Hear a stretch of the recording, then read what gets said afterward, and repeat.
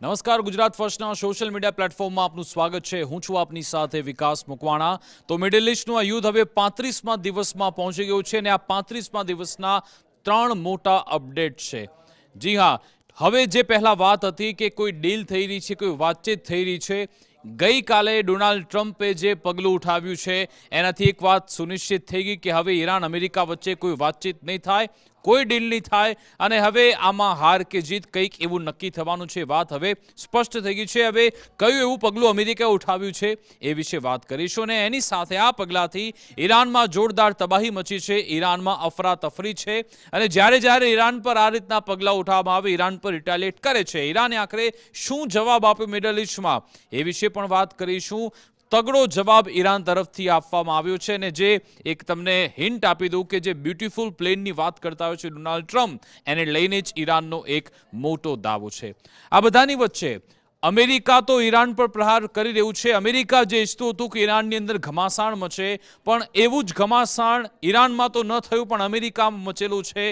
એની પણ એક હિન્ટ આપી દઉં કે આ ડોનાલ્ડ ટ્રમ્પ કે જેમણે કહ્યું હતું કે અમે યુદ્ધ જીતી લીધું છે અને યુદ્ધ જ્યારે તમે જીતો તો એ આર્મીના મુખ્ય વડા હોય છે એને સન્માનિત કરવામાં આવતો હોય છે. જો કે અમેરિકાએ એમના પોતાના આર્મીના જે મેઇન વડા છે, મેઇન લીડર છે, એમની સાથે શું કર્યું અને બીજા ઘણા બધા એવા મહત્વના લીડર્સ છે, આખરે એ કેવી રીતે શંકાના ઘેરામાં આવ્યા એ વિશે પણ વાત કરીશું. સાથે સાથે હવે આ આખા પ્રકરણમાં સ્ટ્રેટ ઓફ હોર્મુઝ ઓપન થઈ જાય એ માટે એક સાથે 40 દેશો આવ્યા છે અને એમાં ભારતનો પણ સમાવેશ છે.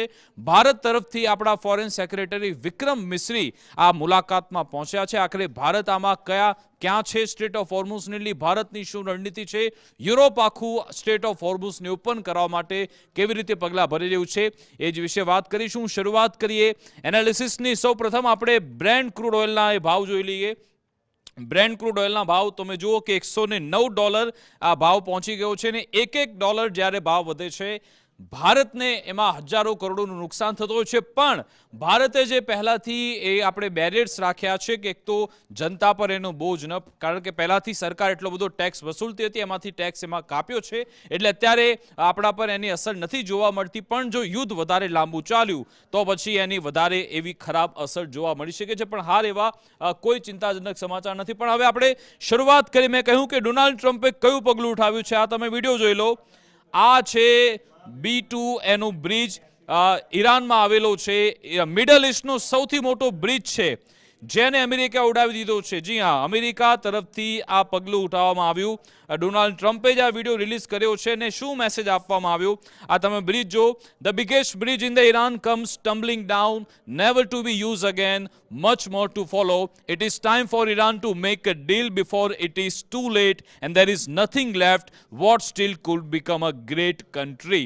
એટલે કે ટ્રમ્પ સીધી રીતે ધમકી આપી રહ્યા છે કે કાં તો તમે ડીલ કરી દો કાં તો પછી મરી જાઓ. હવે આ જે બ્રિજ છે સીધું કરચ અને તહેરાન એ બંનેને કનેક્ટ કરે છે. અહીંયાથી મોટું ટ્રાન્સપોર્ટેશન થાય છે અને તમે જુઓ કે હવે અમેરિકાએ સિવિલિયન ઇન્ફ્રાસ્ટ્રક્ચર એને પણ એટેક કરવાનું શરૂ કર્યું છે અને આ બ્રિજ પર ન માત્ર એક બ્રિજ પણ આવા લગભગ 8 કરતાં વધારે બ્રિજ છે એને અમેરિકાએ ઈરાન પર ત્યાં ટાર્ગેટ પર લીધા છે.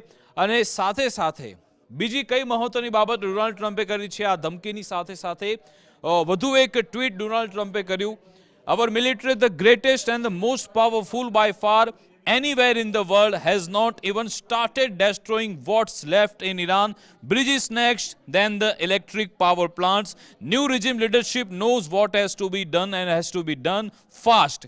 એટલે કે ટ્રમ્પ ધમકી આપી રહ્યા છે કે અત્યારે તો અમે ફક્ત બ્રિજ તોડવાની શરૂઆત કરી છે. આવા 8 થી 9 બ્રિજ પર હુમલા કર્યા છે જેના વિડીયો પણ મેં તમને બતાવ્યા. ટ્રમ્પ હવે કહી રહ્યા છે કે હવે તમારા ઇલેક્ટ્રિક પાવર પ્લાન્ટ્સ અમારા ટાર્ગેટ છે, એટલે કે ઈરાનમાં અંધકાર કરી દઈશું અને આ એક સીધી રીતે વોર ક્રાઇમ છે જે ડોનાલ્ડ ટ્રમ્પ કરી રહ્યા છે, ઇઝરાયલ કરી રહ્યું છે અને એના લીધે જ હવે એસ્કેલેશન ખૂબ જ જોરદાર વધવાનું છે. અને જ્યારે આ રીતના પગલાં અમેરિકા ઉઠાવે ઈરાન તો જવાબ આપવાનું છે જ. અને પ્રતિક્રિયા કોના તરફથી આવી? એમના વિદેશ મંત્રી છે ઈરાનના અબ્બાસ અરાકચી, એમણે આ ફોટો ટ્વીટ કર્યો છે. તમે જો આ બ્રિજ તમે જો સૌથી, અને આને એન્જિનિયરિંગ માર્વેલ કહેવામાં આવે છે કે મિડલ ઇસ્ટનો સૌથી ઊંચો આ બ્રિજ છે જેને અમેરિકાએ તોડી પાડ્યો છે. આ એનો ફોટો રિલીઝ કરવામાં આવ્યો છે અબ્બાસ અરાકચી તરફથી. પણ એમણે કહ્યું, striking civilian structures including unfinished bridge will not compel Iranians to surrender. એટલે કે આવા બ્રિજ તોડવાથી અમે સરેન્ડર નહીં કરીએ. It only conveys the defeat and moral collapse of enemy and disarray. Every bridge and building will be built back stronger. What will never recover damage to America's standing. એટલે કે આ તો સીધી રીતે અમેરિકાને નુકસાન છે. અમે તો આવા અનેક બ્રિજ, અનેક ઇમારતો મજબૂત ફરી બનાવતા જ રહીશું. ઈરાન સીધી રીતે કહી રહ્યું છે કે તમે આવા બ્રિજ ભલે તોડશો પણ અમે સરેન્ડર તો કરવાના છીએ જ નહીં. ઈરાન કહી રહ્યું છે કે અમારી પર પ્રતિબંધ હતા, એ પ્રતિબંધની વચ્ચે પણ આવા બ્રિજ આવા બનાવી શકીએ છીએ અને આવનારા સમયમાં પણ બનાવીશું, એવું અબ્બાસ અરાકચી તરફથી કહેવામાં આવ્યું. અને હવે આ એ બ્રિજનો વિડીયો છે, જ્યારે બ્રિજ તૈયાર થઈ રહ્યો હતો અને એની ડોક્યુમેન્ટરી જ્યારે આવી હતી ત્યાંનો જે વિડીયો છે. Few months ago this short documentary was aired. Document pride of Iranian engineers, high investment and the tallest bridge in the Middle East. એટલે કે મિડલ ઇસ્ટનો આ સૌથી ઊંચો બ્રિજ કે જેને હવે તબાહ કરી નાખવામાં આવ્યો છે, એ વિડીયોની મદદથી બતાવવામાં આવ્યું છે. પણ સાથે સાથે બીજી સૌથી મહત્વની બાબતે મેં જે હમણાં કહ્યું હતું કે ધમકી આપવામાં આવી છે ઈરાન તરફથી. ઈરાને કહ્યું છે કે તમે અમારા બ્રિજ તોડ્યા છે, કોઈ વાંધો નહીં, મિરર એટેક કરી રહ્યું છે એટલે બ્રિજની સામે બ્રિજ તોડવામાં આવશે. ઈરાને ટોટલ 8 બ્રિજનું લિસ્ટ બહાર પાડ્યું છે, એ મિડલ ઇસ્ટમાં આવેલા છે. અમે એને તોડી નાખીશું. કયા કયા બ્રિજ છે? કુવૈતમાં આવેલો છે શેખ જેબર બ્રિજ, સાઉદી અરેબિયાનો કિંગ ફરદ કોઝવે, યુએઈનો Sheikh Zayed bridge, Al Maqta bridge, Sheikh Khalifa bridge, જોર્ડનનો King Hussein bridge, Damia bridge, Abdoun bridge. આટલા 8 બ્રિજ છે એ અમે તોડી પાડીશું, એવો અહીંયા ઈરાને દાવો કર્યો છે, ધમકી આપી છે ઈરાન તરફથી. એટલે કે અહીંયા એ તમામ જગ્યાએ હવે એલર્ટનેસ રાખવામાં આવી છે. આ તમામ એ બ્રિજના ફોટો પણ રિલીઝ કરવામાં આવ્યા. આ તમામ જે મિડલ ઇસ્ટના ગલ્ફ કન્ટ્રીના બ્રિજ છે એને ઈરાન તોડી પાડશે એવી ધમકી આપવામાં આવી છે, કારણ કે કહ્યું કે અમારા શહેરના બ્રિજ પણ તમે ઉડાવી રહ્યા છો. હવે એની સાથે સાથે IRGC તરફથી પણ એક ધમકી આપવામાં આવી છે. કહેવામાં આવ્યું કે અમે હવે તમારા આઈટી સેક્ટર છે અથવા તો જેટલા પણ એવા એસેટ છે એને પણ એટેક કરીશું. એમના આ ઓફિશિયલ પ્રવક્તા છે ખતમ અલનબિયા હેડક્વાર્ટર સ્પોક્સપર્સન, એમણે કહ્યું US that if it targets Iran's electricity infrastructure equivalent US and Israel infrastructure including ICT assets will be targeted as legitimate targets. તેમના તરફથી આ કહેવામાં આવ્યું છે કે US લિંક જે હબ છે અબુધાબીમાં, a large AI data center complex hosting cloud system serves and communication network try to regional digital and military infrastructure. ત્યાં અહીંયા અબુધાબીમાં આવેલું યુએઈમાં એને અમે અટેક કરીશું, સીધી રીતે અમે ત્યાં પ્રહાર કરી શકીએ છીએ એવી ધમકી પણ IRGC આપી દીધી છે. અને IRGCનો પોતાનો એવો ટ્રેક રેકોર્ડ છે, તમને ખબર છે ઈરાને જ્યારે પહેલા કહ્યું તો અમે સિટી બેંક પર એટેક કરીશું, 24 કલાક પહેલા કહ્યું હતું ને પછી ત્યાં હુમલો કરી બતાવ્યો હતો, ત્યાં હુમલો થયો હતો. જ્યારે ઈરાનના સાઉથ પાર્સ ગેસ સ્ટેશન પર એટેક થયો, એમણે કહ્યું કે અમે કતારમાં એટેક કરીશું, ત્યાં પણ હુમલો થયો હતો. અને હવે આ જ્યારે ધમકી આપવામાં આવી છે એટલે કે આ વિસ્તારમાં પણ એટેક થવાની પૂરેપૂરી સંભાવના છે. હવે આની સાથે સાથે અમેરિકાને છેલ્લા 24 થી 48 કલાકમાં બીજો મોટો ઝટકો મળ્યો છે. મેં જે હમણાં બ્યુટીફુલ પ્લેનની વાત કરી હતી, અમેરિકાનું એ F-35 પ્લેન, જી હા, કે જે સ્ટીલ્થ પ્લેન કહેવામાં આવે છે, કે જે રડારની પકડમાં પણ નથી આવતું, એ પ્લેનને ઈરાને ફરી એકવાર આ યુદ્ધમાં બીજી વાર તોડી પાડવાનો દાવો કર્યો છે. અને આ વખતે તો ઈરાને તસવીરો પણ રિલીઝ કરી છે. તમે જુઓ, F-35ના ટુકડા થઈ ગયા છે, તેની ટેલ છે, એનો આ ફોટો ઈરાન તરફથી આ રિલીઝ કરવામાં આવ્યો છે. ઈરાન પ્રેસ ટીવી છે, એમના તરફથી જ આ ફોટો રિલીઝ કરવામાં આવ્યા અને દાવો કરવામાં આવ્યો છે કે આ એ જ, તમે જુઓ કે યુરોપ લખેલું હોય છે, એની સાથે પણ કનેક્ટ કરવામાં આવી રહ્યું છે. એના ટુકડાના પહેલા જ્યારે આ તસવીર સામે આવી ત્યારે પહેલા એવું કહેવામાં આવતું હતું કે આ તો AI જનરેટેડ ફોટો છે, ખોટા ફોટોગ્રાફ છે. Second US 5th generation F-35 was struck and down over central Iran by new IRGC Aerospace Force Air Defense System.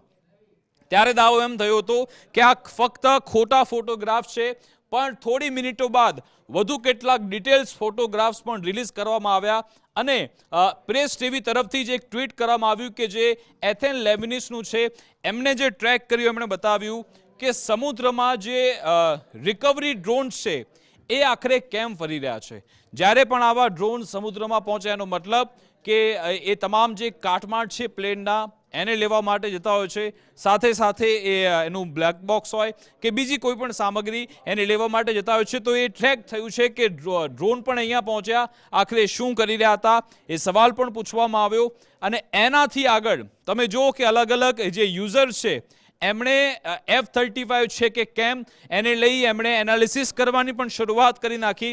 જે ફોટોગ્રાફ્સ આવ્યા હતા એની સાથે મેચ કરવામાં આવ્યું. તમે જુઓ કે આ એલ લખેલો શબ્દ છે, તમે જે F-35 લાઇન્સ ઉભા છે, જે ફોટો રિલીઝ કરવામાં આવ્યા તેમાં પણ આ રીતનો એલ લખેલો છે, ઉપર સિમ્બોલ પણ છે. સાથે સાથે આ જે યુએસ એરફોર્સ ઇન યુરોપ એ એનો જે ફોટો લખવામાં આવ્યો છે અને જ્યારે આ ટુકડો અહીંયાથી રિલીઝ થયો એમાં પણ આ રીતનો એક મેસેજ તો છે જ. એટલે આ બતાવવામાં આવ્યું કે F-35 જ ઉડાવી દેવામાં આવ્યું છે એવો દાવો કરવામાં આવ્યો. એનાથી પણ આગળ વધીને વધુ કેટલાક ફોટો, ડિટેલ ફોટો, કારણ કે દાવો થાય છે કે જ્યારે F-35 ક્રેશ થાય તો એના જે સેન્સિટિવ ડેટા છે બધા બહાર નથી આવતા, અથવા તો એની એવી તસવીરો હોય છે એના આધારે ખબર પડે છે કે F-35 છે. એવા વધુ કેટલાક ફોટોગ્રાફ્સ પણ રિલીઝ કરવામાં આવ્યા. ઈરાનિયન પ્રેસ ટીવી તરફથી આ બધા એના ફોટોગ્રાફ્સ છે કે F-35 ક્રેશ કરવામાં આવ્યું. પણ સાથે સાથે આ તો ફક્ત ને ફક્ત તસવીર જ હતી, પણ આગળ ચાલીને પછી એક વિડીયો પણ રિલીઝ થઈ ગયો છે. આ તમે જુઓ, consular general of the Iran in Mumbai, અહીંયા આપણા દેશમાં જે ઈરાનની એમ્બેસી છે એમના તરફથી જ આ વિડીયો રિલીઝ કરવામાં આવ્યો છે અને દાવો થઈ રહ્યો છે કે આ F-35 ઈરાને ઉડાવી દીધું છે. એનો વિડીયો પણ ઈરાન તરફથી રિલીઝ હમણાં જ કરવામાં આવ્યો છે. આજે સવારે જ એ ટ્વીટ કરવામાં આવ્યું અને કહેવામાં આવ્યું કે કેવી રીતે અમારી IRGC ડિફેન્સ સિસ્ટમ અમેરિકાના એ બ્યુટીફુલ હજારો કરોડોના વિમાનને આરામથી ઉડાવી રહી છે. એટલે કે આ અમેરિકાને મોટો ઝટકો મળ્યો છે કે તમે અમારા બ્રિજ ઉડાવો, અમે તમારા એરક્રાફ્ટ ઉડાવી રહ્યા છીએ, એવી વાત પણ કરવામાં આવી હતી. એટલે કે એની સાથે બીજો મોટો ઝટકો એની પણ વાત કરી લઈએ. મેં જે વાત કરી હતી કે અમેરિકાની અંદર થોડા એવા ઇન્ટરનલ કોન્ફ્લિક્ટ ચાલી રહ્યા છે, અમેરિકાની અંદર ઘમાસાણ ચાલી રહ્યા છે. પહેલા તમે આ ચહેરો જોઈ લો, આ છે અમેરિકાના રક્ષા મંત્રી પીટ હેક્સેથ, અને તમે એમનું પ્રોફાઇલનું નેમ જો, સેક્રેટરી ઓફ વોર. પહેલા વોર નામ હતું પરંતુ એમને નામ વોર રાખી દીધું, એટલે ત્યારે જ ખબર પડી હતી કે યુદ્ધ લડવા માંગે છે. સેક્રેટરી ઓફ વોર પીટ હેક્સેથ, અને એ ચર્ચામાં એટલા માટે છે કારણ કે હવે તમે આ સમાચાર જાણીને ચોંકી જશો, અમેરિકાએ શું કર્યું છે. Pete Hegseth has asked US Army Chief of Staff General Randy George to step down and retire immediately. આ છે અમેરિકન આર્મીના વડા, જી હા, ચીફ ઓફ ડિફેન્સ સ્ટાફ. કેટલું મોટું પદ છે અમેરિકન મિલિટરીમાં. હવે એમને કહી દેવામાં આવ્યું છે કે ભાઈ તમે રિટાયર્ડ થઈ જાઓ. ગઈકાલે ચાલુ યુદ્ધની વચ્ચે એક બાજુ ડોનાલ્ડ ટ્રમ્પ એમ કહે છે કે અમે યુદ્ધ જીતી લીધું છે, અમે તો વિક્ટરી મેળવી છે, લેન્ડસ્લાઇડ વિક્ટરી મેળવી છે. એની વચ્ચે અમેરિકાના આ મોટા સૈન્ય વડા, ચીફ ઓફ ડિફેન્સ સ્ટાફ કહેવામાં આવે છે, એમની ટર્મ હજુ પૂરી થઈ નથી, એ પહેલાં જ એમને હટાવવામાં આવ્યા છે. એ બતાવે છે કે અમેરિકાની અંદર એક મોટું કોન્ફ્લિક્ટ ચાલી રહ્યું છે અને કહેવામાં આવી રહ્યું છે કે બૂટ્સ ઓન ધ ગ્રાઉન્ડ, એટલે કે અમેરિકાની જે સેના છે ઈરાનની અંદર ઉતરે એના વિરોધમાં હતા અમેરિકાના ચીફ ઓફ ડિફેન્સ સ્ટાફ, અને એટલા માટે જ એમને પદ પરથી હટાવવામાં આવ્યા છે. તમે જુઓ કે પાકિસ્તાને શું કર્યું હતું. પાકિસ્તાને જ્યારે એ દાવો કર્યો હતો કે અમે ઓપરેશન સિંદૂરમાં ત્યાં વિજય મેળવ્યો છે, ખોટા દાવા હતા અને ખોટી રીતે ફિલ્ડ માર્શલની પદવી પણ આપી દેવામાં આવી હતી. અને જો અમેરિકા આવી વિજય જો મેળવે છે તો એમણે પણ અમને ફિલ્ડ માર્શલની પદવી આપી હતી, પરંતુ એની જગ્યાએ એમને અહીંયાથી હટાવ્યા. એનો મતલબ કે હજુ પણ અમેરિકા અહીંયા હારી રહ્યું છે અને આ ઈરાનની મોટી જીત તરીકે કહેવામાં આવે છે. સાથે સાથે ન માત્ર ચીફ ઓફ ડિફેન્સ સ્ટાફ, પરંતુ કહેવામાં આવી રહ્યું છે કે વધુ 2 અધિકારી, આ પણ બહુ મોટા સૈન્ય કમાન્ડર છે, એમને તો સીધા જ હટાવી દેવામાં આવ્યા છે. અને એમનું નામ છે ડિફેન્સ સેક્રેટરી પીટ હેક્સેથે કહ્યું છે General David M. Hodney અને former Army Ranger who leads the Army Transformation and Training Command અને Major General William Green Jr. આ બંને અધિકારીને પણ અહીંયાથી હટાવી દેવામાં આવ્યા છે. એટલે કે 3 મોટા ઝટકા અમેરિકાને મળ્યા છે. ન માત્ર આ સૈન્ય અધિકારી પણ સાથે સાથે અહીંયા જે એટર્ની જનરલ છે આમનું નામ છે જેમને હટાવવામાં આવ્યા છે પામ બોન્ડી.